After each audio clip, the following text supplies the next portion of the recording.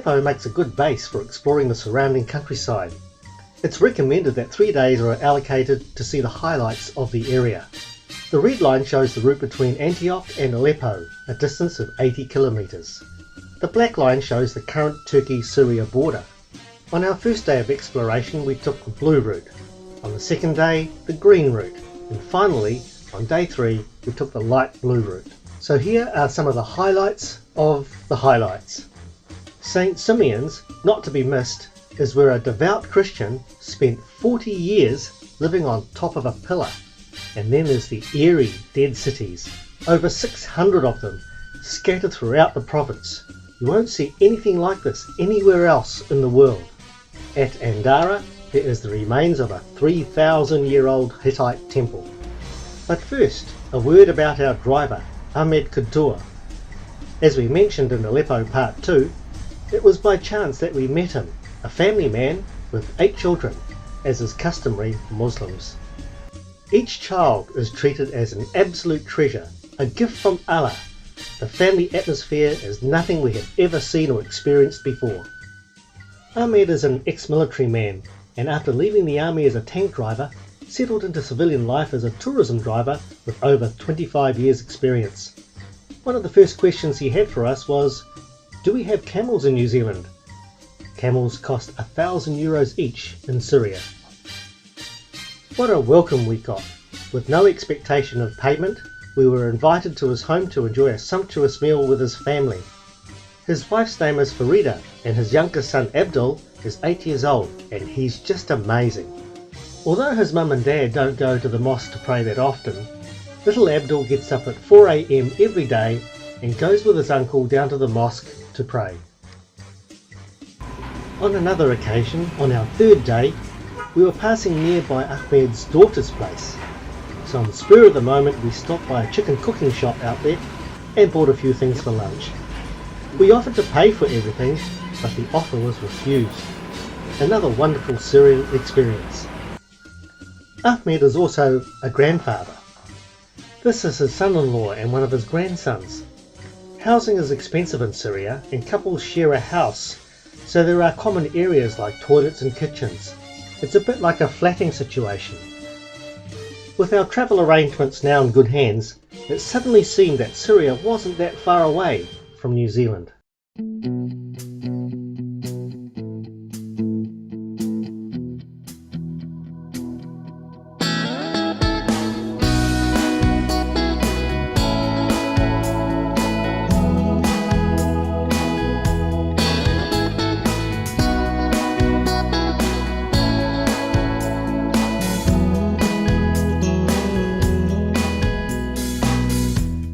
The ruined basilica at Qalat Saman, also known as St. Simeon, is one of the many archaeological ruins that dot the countryside. The structure takes its name from a Christian named Simeon, born over 1,600 years ago. He was the son of a shepherd who opted at a young age for life in a monastery. However, monastery life was too social for him, so he went to live in a cave to live a life of self-imposed severity. Today, this would be equivalent to being a hard-out PlayStation or Xbox gamer. However, word of his piety got around and people started coming to him to get his blessing. He didn't like people touching him and resented invasion to his privacy. Hope you don't know anyone like that. So he was driven to erect a 3-metre high pillar on which he took up residence. As his tolerance for people decreased, he erected higher pillars, the last of which was 18 metres in height, and he lived on this for 40 years. Simeon would preach daily from his perch and shout answers to his audience's questions. Just imagine if he were alive today, he'd be on Facebook and Twitter.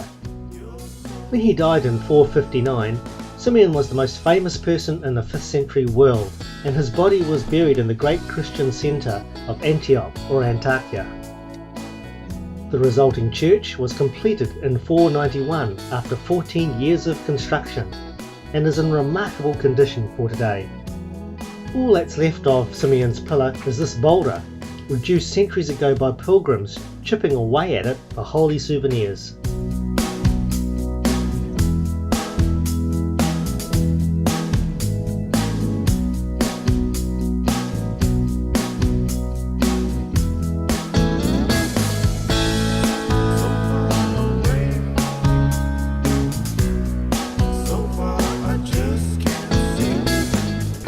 On the way to Idlib, we called into Keturah, which has some Roman-era tombs carved in rock.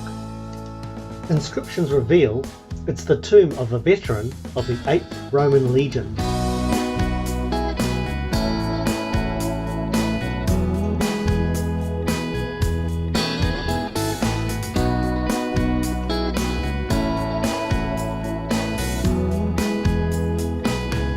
Idlib is a small town with a population of 130,000, 60 kilometres from Aleppo.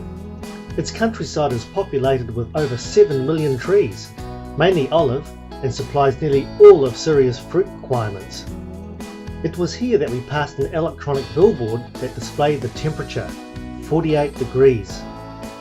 We spent most of our lunch planning our trip around Syria, Lebanon and Jordan with Ahmed, before moving on to Al-Bara and Sigilla.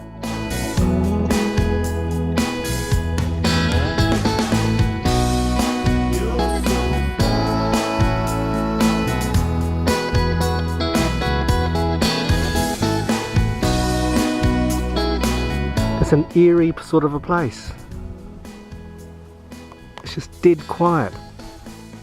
Al-Bara and Sigilla are two of a cluster of 5 or more dead cities in this area. The dead cities number 600 to 700 depending on how you count them, and stretch out over an area of 40 kilometres wide by 140 kilometres long. They date back 2,500 years to around 500 BC.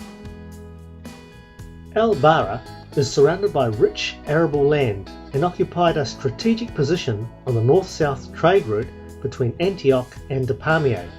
We visit Apamea later. It flourished from 400 AD onwards, becoming one of the most important centres of wine and olive oil production in the region.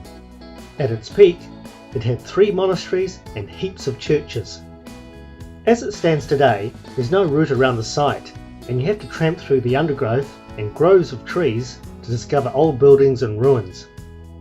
A feature of Al-Bara is the pyramid tombs, which are decorated with Corinthian pilasters and carved with acanthus leaves. And this one holds 5 sealed, decorated sarcophagi, a testament to the former wealth of this settlement.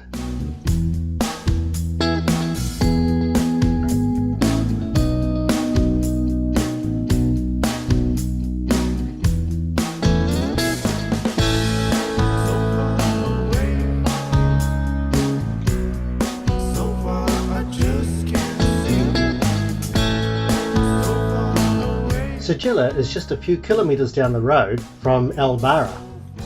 Of all the dead cities, it has the greatest number of semi-complete buildings.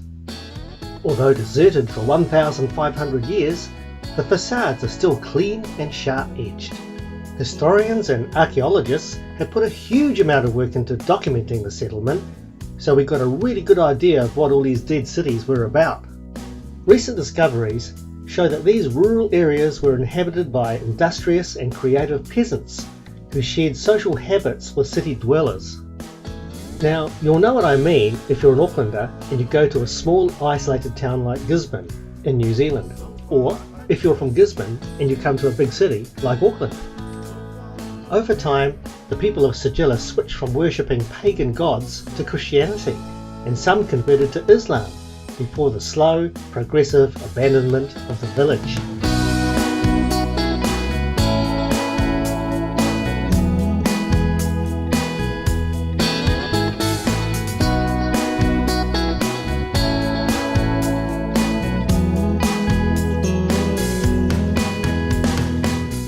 So how was it that these cities came to be abandoned? Historians believe that these cities were once located on a major trade route in the Byzantine Empire, which existed for 1,800 years between 300 BCE and 1,500 AD. When the area was conquered by the Arabs, the trade routes changed, and these cities lost the majority of the businesses that their economies depended on. The people started heading for the urban cities under the Arabs and the Umayyads and abandoned the towns. Although there is ongoing archaeological work, relatively few are being excavated, and unfortunately the majority of the locals have no understanding or even care about their importance. Because they're so isolated, it's a good place for the locals to have a pash, as no one can afford to own a big Ford Falcon station wagon. Man, this place is crawling with tourists. There's just 2 here from New Zealand.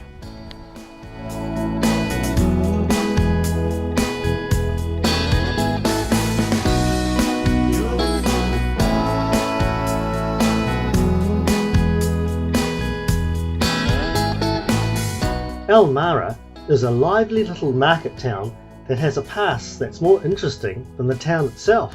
It was here that Crusader behaviour reached an all-time low. But more about that in a moment.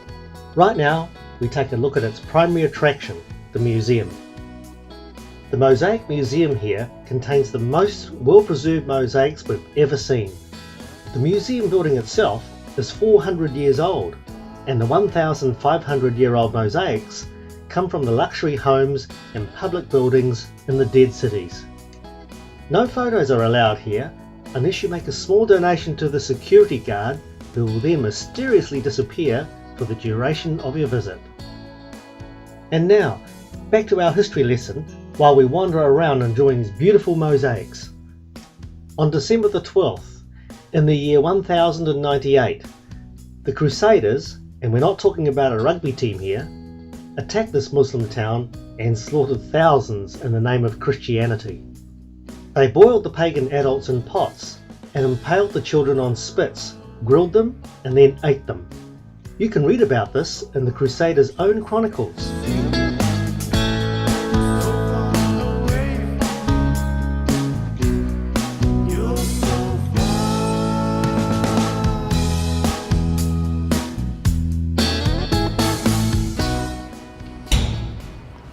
How's the smell in here?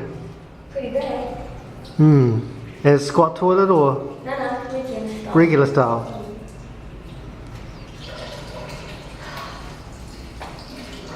Here I am filming in the women's toilet.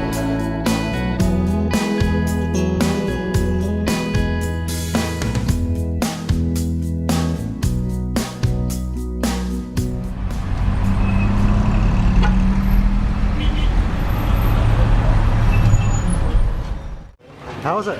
How is it? It's pretty good.